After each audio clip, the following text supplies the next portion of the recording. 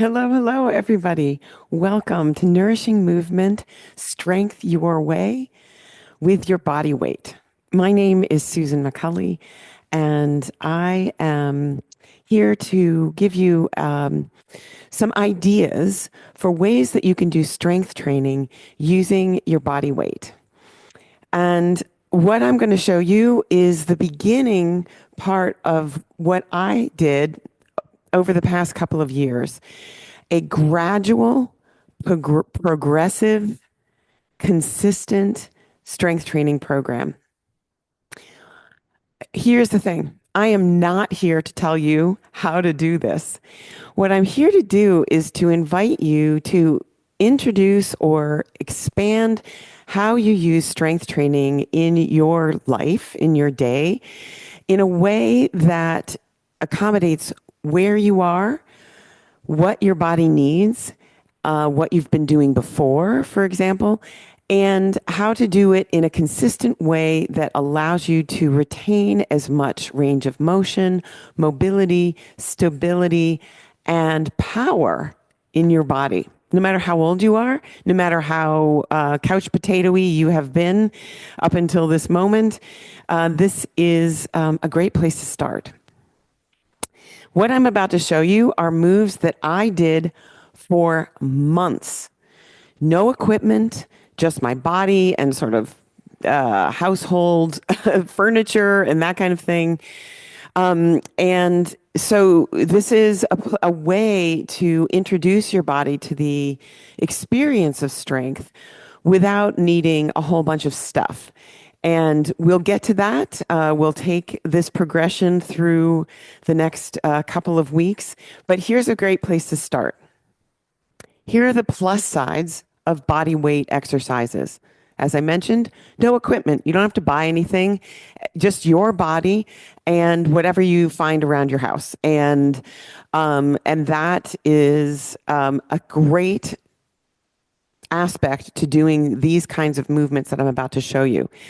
Even if you've been doing different kinds of strength movements, this is a great these are great movements to go to when you're traveling or when you're out of your routine, keeping your body moving and strong, even if you don't have the gym that you usually go to or the gear that you usually have. Here are the downsides of body weight training. You can only progress so far because your body weight is pretty much going to stay, relatively speaking, the same. So your body will adapt relatively quickly. And what that means is you can increase the number of reps, the amount of time that you use, or you can progress to having some kind of external resistance, like resistance bands or weights or something like that. And we'll get to that incoming podcasts, incoming blog posts. So when you're considering this, and this is true for both body weight and everything else, when you're considering the moves to do, think about including as many of your body parts as possible and consider the front side and the back side. So for example, if I'm thinking about my arm, I'm thinking about the front and the back of my arm. I'm going to strengthen both sides because every joint have muscles that pull it in both directions. So you want to make sure that you're training the muscles on all sides of your joints and all sides of your body. And secondly, think about not just pulling, but pushing. So you want the movements to go in both directions. And we'll talk about that in a bit as we move through these exercises. As we start, I'm going to invite you to do more repetitions and rather than fewer. So I would say, as a rule of thumb, start with 3 sets of 10 to 15 each. If your body starts to adapt and you can feel like it starts getting easier, you can increase the repetitions and you can increase the number of sets that you do. And that's definitely one way of progressing your body. And also start where you are.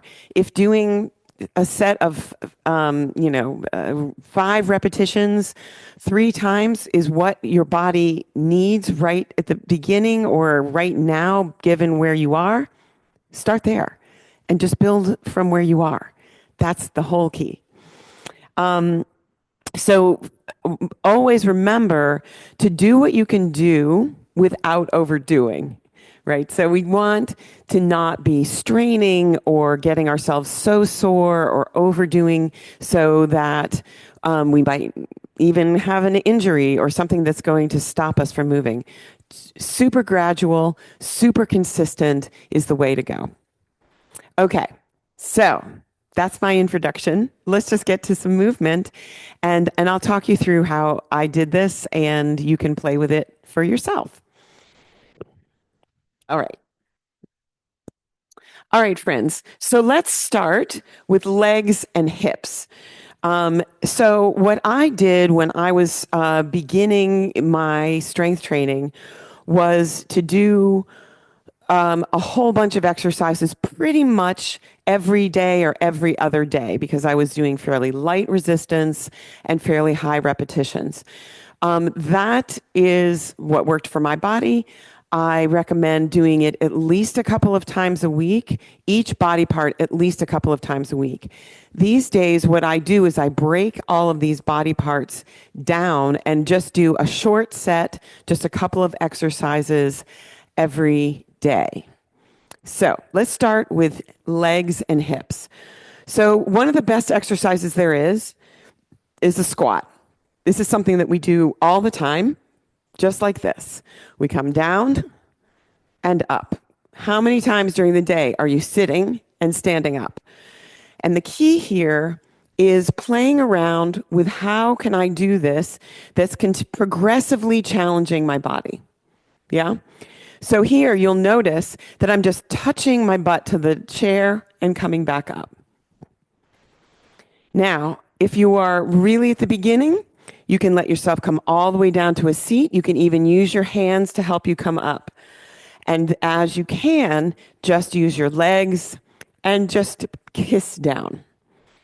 Once this starts to feel easier, you can take something lower, like a stool or this little pile of yoga blocks is another way to do it, and do the same thing.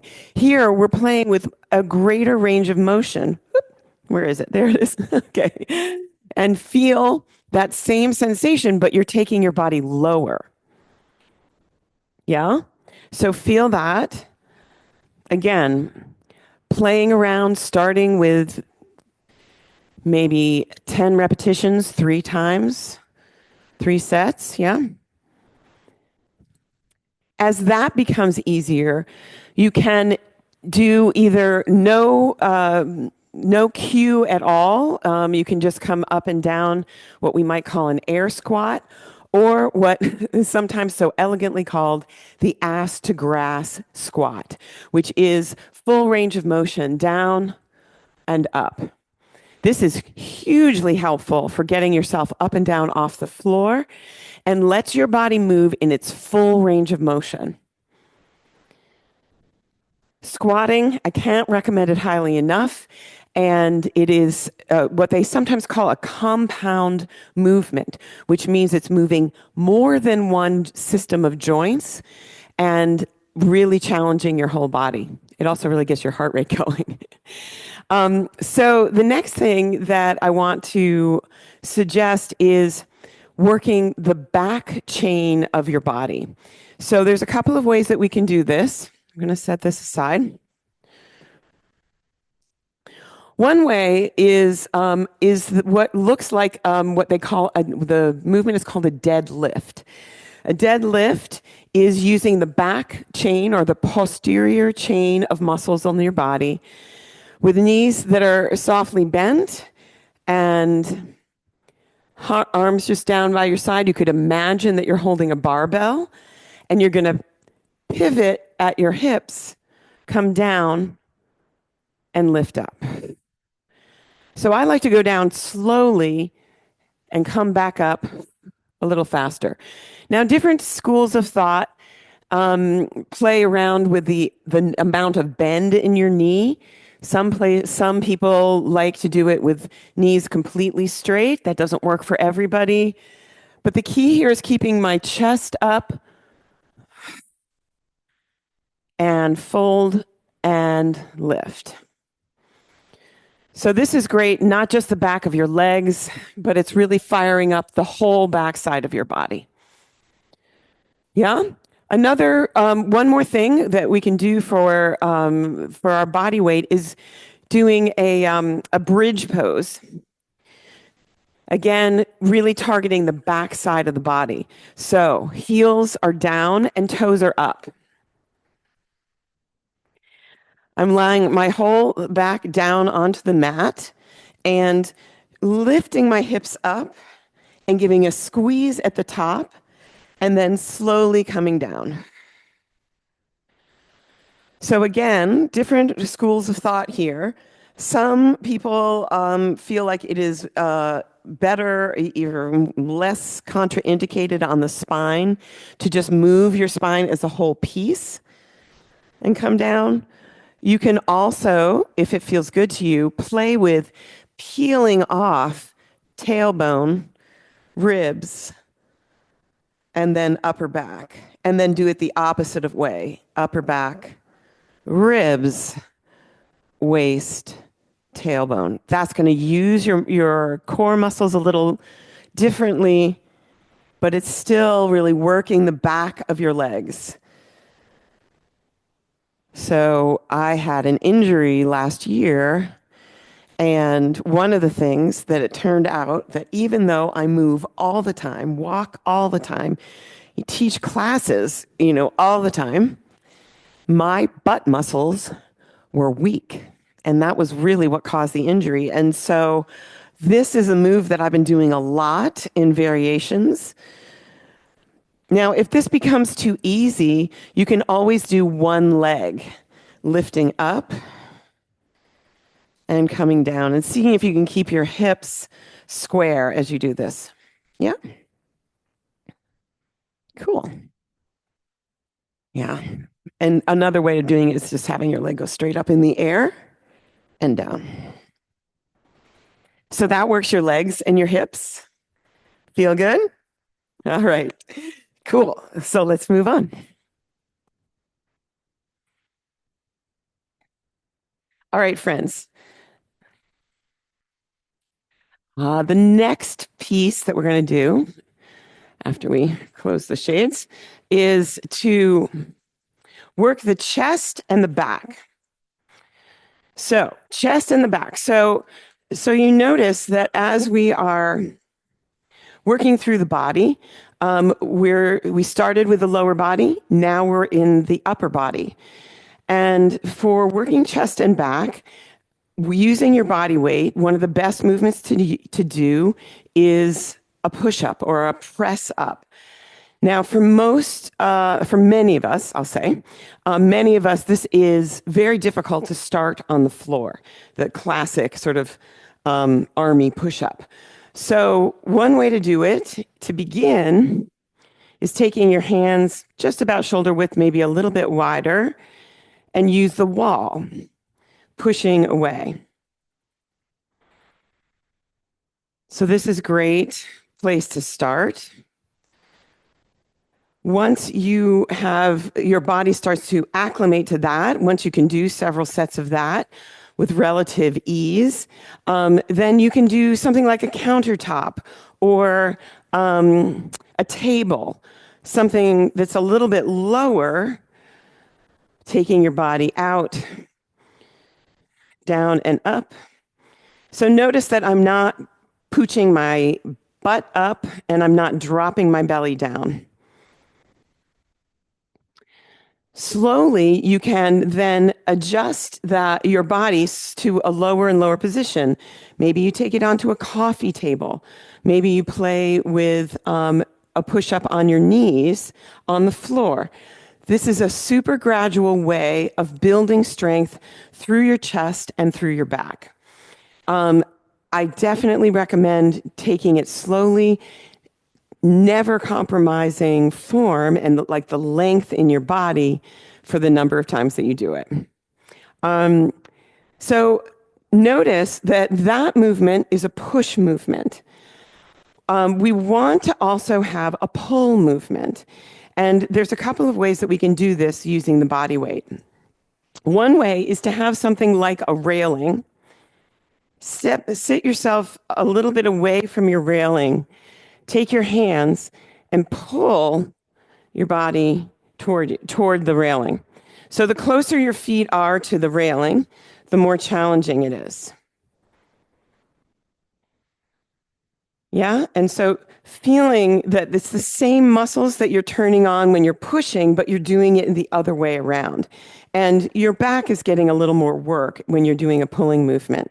Another way you can do this is do this with your own strength. So feel your body coming into a bent over position. So long spine. And imagine that you have heavy weights in your hands and pull up, squeeze your shoulder blades together and down. Pull up and down. You're using resistance, right? We're going to play with this in other parts of the body. You could just like go up and down, but what I want you to do is really feel some resistance. And what you're going to do then is use your own strength to build your strength. So you're going to use the strength that you already have to increase the strength in your muscles and your connective tissue, your whole body. Yeah. Cool. Nice. Did I forget something? No, that's it. So that was chest and back. And let's move on to arms. So when using your body weight for arm movement, the two sides of the muscle that we want to play with here are your biceps on one side and your triceps on the back. Now, these are small muscles, and they tend to be ones that we don't really use as much in our sort of sedentary culture. So using your body weight, just like we did for the back just now, is just find yourself in an upright position and pull up and down using your own strength. So really contracting and releasing, letting your arms come all the way straight and all the way up. Full range of motion. Yeah? So this is all about functionality. You want to be able to use your joints in the fullness of their capacity. And one of the ways to do that is to train them in the full range of motion. Yeah? So then, taking your triceps, same idea. You're going to take your hands overhead. I want you to notice my upper arm bone. My upper arm bones are going to stay near my ears. And my body's going to be nice and tall. And I'm going to come down and push up, imagining some resistance against the movement. So you could imagine a heavy weight in your hands. Yeah? So feel and notice that my hands are coming all the way down to the back of my neck. Again, you're doing something like 3 sets of 10 or thereabouts. And noticing how you feel while you're doing it and also in the next day or two after you do it. Another way to strengthen your triceps muscle is to use a chair and do what is sometimes called a triceps dip. So I'm taking my hands right to the edge of the chair, sitting on it, and then I'm going to let my butt come off the edge of the chair and come down and up. The further away my feet are, the more challenging it is. We want to keep the elbows pointing to the back, not to the side. And as best you can, come to a 90-degree angle. Cool. That's some arms. Well done. Cool. So let's move on. So the next little set that we're going to do is shoulders and lunges. And with the lunges, what we're going to do is we're not only going to strengthen the lower body, but also strengthen our balance. So taking your body into what you might call a split stance. But what I want you to do, I'm going to show you from the side, but I'm also going to show you front and back. So notice that I'm stepping back, way back. Because what I want is my thigh bone, my back thigh bone to go straight up and down, and my front shin to go straight up and down, relatively speaking. Yeah? And so you can rest your hand on your front thigh. You could take your hands up overhead and get a little bit of a stretch that way. But what I want you to see from the side, from the front, notice that my legs are not like on a balance beam, but they're wider. They're like on train tracks, so that my body can play with this balancing movement. Yeah? So one way to do this would be to do, say, 3 sets of 10 on your right leg, 3 sets of 10 on your left leg, and just alternate. Another way to do this is to play with alternating stepping back, one at a time. This is going to challenge your balance a little more. I've just got my fingertips together. Another thing you could do is play with balance here by coming up onto one leg balance. This is using the big muscles of your body, but it's also using your core muscles to stabilize you, and it will allow this switch. Yeah? This is a great one, y'all. I recommend it highly. It's using lots of different parts and a great way to train your lower body and your balance. The next piece is your shoulders. And similar to the other arm movements that we did, using your own strength, taking your hands right about shoulder width and push up as if you were pushing against something and down. Now, I'm playing here with my elbows pretty much forward, squeezing, noticing the sensation of your muscles around your shoulder girdle squeezing in. Yeah. Sweet. And then tipping your body just a little bit, and not as much as we were doing before for your back. Here, just enough so that your hands can hang in front of your body, and then lift to the side, like some kind of heron or something, like big wings. Squeezing your shoulder blades back, but you're really lifting from your shoulder. And again, you're using some resistance, right? You could flap away, and that's fine. But if we're focusing on strength, you want to have that sensation of resisting the movement. Yeah. Beautiful. Nice. Good. So, feeling that sensation, and this is going to increase the functionality of your whole shoulder. As always, paying close attention. In particular, your shoulder can be a weak and vulnerable joint. So this is one that I definitely recommend going slowly and adding resistance, adding time to what you're doing very, very gradually. Okay. All right, so let's move on. So the last piece is your core and some impact. So the core muscles, almost all of the exercises that we have done so far have used your core in some way. What we're going to do now is focus more particularly on that. And impact. Impact sounds kind of scary, like jumping around, which it can be. But at least to begin, what I recommend is just feeling your body weight in connection with the ground. This happens all the time. Every time you take a step, there is impact. And what we're doing is just being a little more intentional about it. It's a great way to build your bones and fire up all the connections in your body.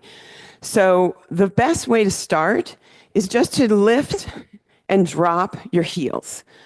So what you want to feel is like the reverberation of your heels dropping into the floor, all the way up through your spine, through your whole skeletal system. Yeah.